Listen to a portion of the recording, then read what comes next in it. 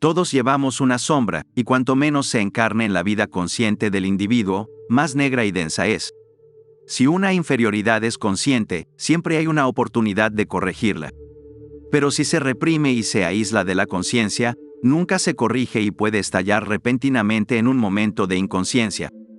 En cualquier caso, forma un obstáculo inconsciente que frustra nuestras intenciones más bien intencionadas.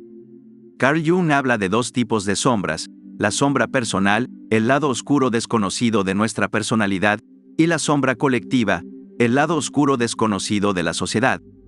Comenzando con la sombra personal, Jung la llama lo que una persona no desea ser. Representa atributos y cualidades desconocidas o poco conocidas del ego. Es la suma de todas esas cualidades desagradables que nos gusta ocultar de nosotros mismos. La sombra contiene inferioridades que todos tenemos, pero preferimos no saber, parecen débiles, socialmente inaceptables o incluso malvadas.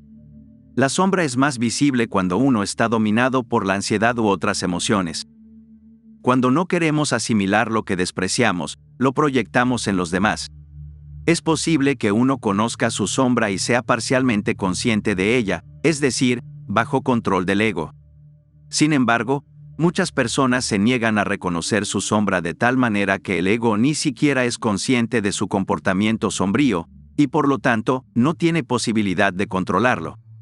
En estas condiciones, la sombra es autónoma y puede manifestarse en estados de ánimo inexplicables, irritabilidad y crueldad. A lo largo de sus escritos, Jung hace referencia a la importancia de desarrollar la conciencia de la sombra en la psicoterapia y sus proyecciones en la vida del individuo. Aunque la sombra suele ser percibida como negativa, también puede ser positiva.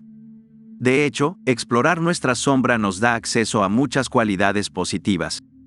Jung escribe que la sombra muestra una serie de cualidades buenas, como instintos normales, reacciones apropiadas, percepciones realistas, impulsos creativos, etc.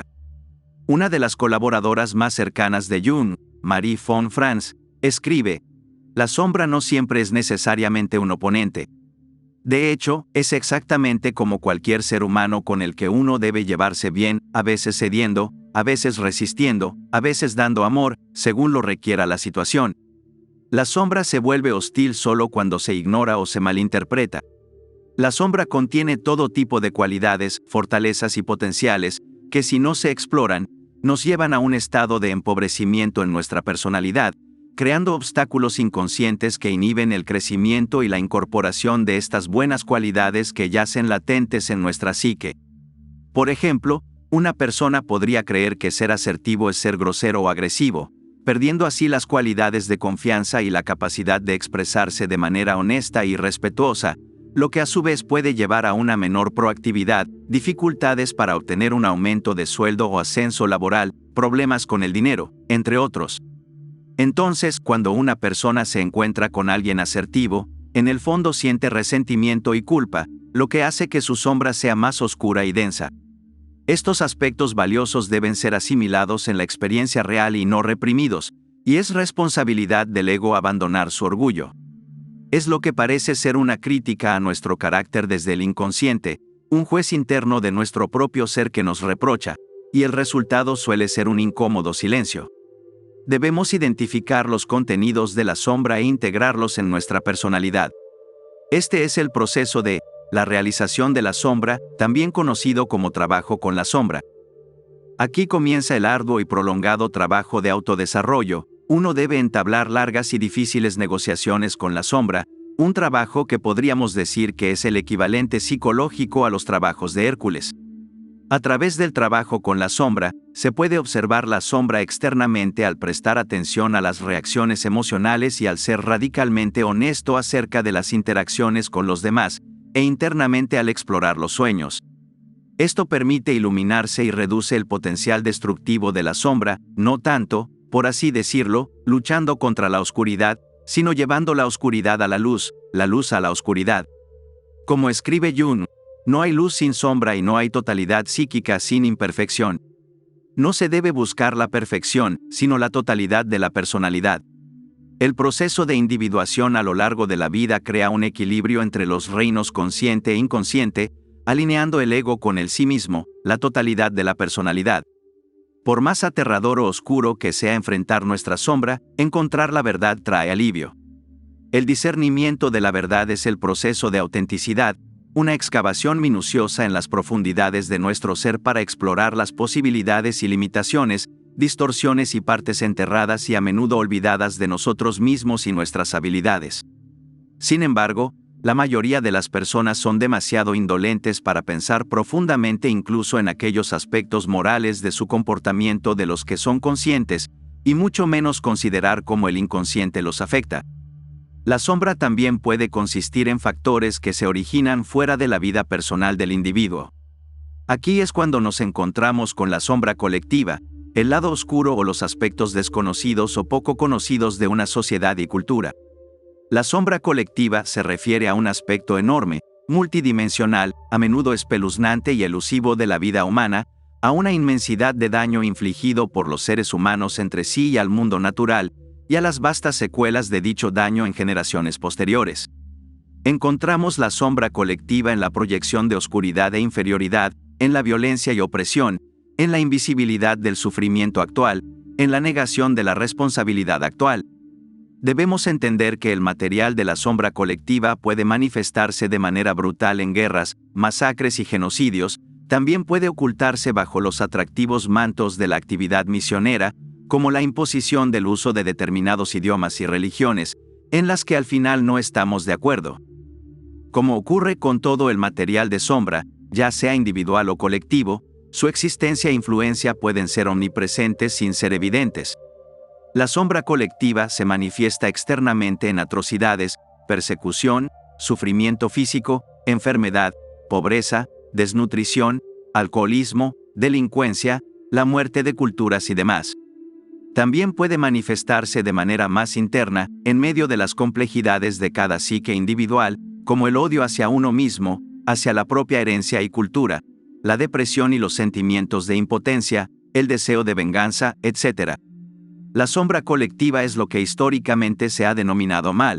Nuestra respuesta primaria al mal, según Jung, debe ser la búsqueda del autoconocimiento, de la totalidad, lo cual presupone la asimilación del material de sombra. El individuo debe saber sin descanso cuánto bien puede hacer y de qué crímenes es capaz. Cuando hay un problema conocido en una sociedad particular, puede ser llamado un problema de sombra si hay muestra de negación, proyección y falta de asumir responsabilidad individual y colectiva. Por lo tanto, asumir responsabilidad moral, política y espiritual es especialmente crucial. El coraje con el que llevamos nuestra oscuridad libera a otros de tener que cargarla por nosotros. Como seres humanos, tenemos mucho que aprender al respecto. La negación, a menudo vinculada con el deseo de seguir adelante y dejar el pasado atrás, parece ser el enfoque más común y generalmente la primera reacción. Ha habido muchos intentos de lidiar con pasados difíciles y dolorosos a través de disculpas públicas por apoyar atrocidades, arrepentimiento, pagos de reparación después de guerras, peregrinaciones a lugares de gran sufrimiento, etc. Pero, ¿cómo enfrentamos el pasado de tal manera que la integración de la sombra ocurra profundamente y ampliamente en una población, en lugar de simplemente a nivel simbólico a través de líderes o políticas? Recordar y hablar de lo que a menudo parece indecible es inevitablemente un proceso doloroso para las víctimas y los perpetradores, los espectadores y los testigos. Cualquier proceso de este tipo solo puede considerarse exitoso o razonablemente completo una vez que el dolor, la indignación, la traición, el sufrimiento y todos los demás sentimientos han sido expresados y escuchados, y una vez que se ha asumido la responsabilidad. Contar la verdad es la forma más deseable y factible de enfrentar un pasado difícil. Un ejemplo de una terrible psicosis colectiva, representada por la sombra colectiva, es la Alemania nazi, donde las personas cayeron en la naturaleza oscura a través de su sombra personal. Se unieron al partido nazi y cometieron actos peores de lo que podrían haber imaginado o habrían hecho en condiciones sociales normales. En este sentido, la sombra personal es el puente hacia la sombra colectiva. Por lo tanto, es importante resolver primero los conflictos internos, la sombra personal, para no caer inconscientemente en la sombra colectiva. Luego, uno puede influir en otras personas y la sociedad en su conjunto se beneficiaría. Si practicamos la atención plena, sabremos cómo profundizar en la naturaleza de la guerra y con nuestra visión, despertar a las personas para que juntos podamos evitar repetir una y otra vez los mismos horrores. La guerra está en nosotros, pero también está en todos. En resumen, primero debemos reconocer nuestra sombra personal y entablar negociaciones largas y difíciles con ella, siendo honestos con nosotros mismos y nuestras interacciones con los demás, observando nuestras reacciones emocionales y explorando nuestros sueños, para no convertirnos en víctimas pasivas de nuestra sombra y de nuestras proyecciones inconscientes, lo que nos permite rescatar las buenas cualidades que yacen latentes en nuestro interior, mejorando nuestras vidas y las de quienes nos rodean. Luego, podemos ser conscientemente conscientes de la sombra colectiva y no caer en sus garras, asumiendo la responsabilidad de abordar la negación de temas importantes y la falta de iniciativa individual y colectiva. El coraje de soportar nuestra oscuridad brinda alivio a los demás, ya que contar la verdad es la forma más deseable de lidiar con un pasado difícil, en lugar de ignorar las atrocidades y permitir que la sombra se vuelva cada vez más oscura hasta que no pueda crecer más.